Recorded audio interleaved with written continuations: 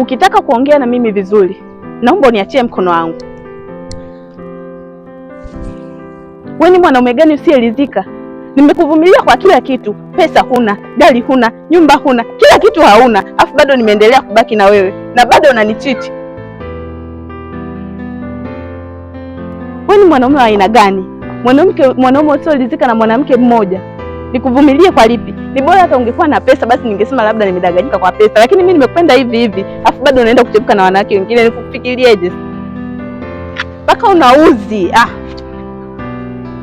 Dada, hiyo ndio asili ya mwanaume aliyekamilika. Mwanaume aliyekamilika ni lazima atakuwa na mchepuko. So usimwache mwanaume wako kisa anachepuka.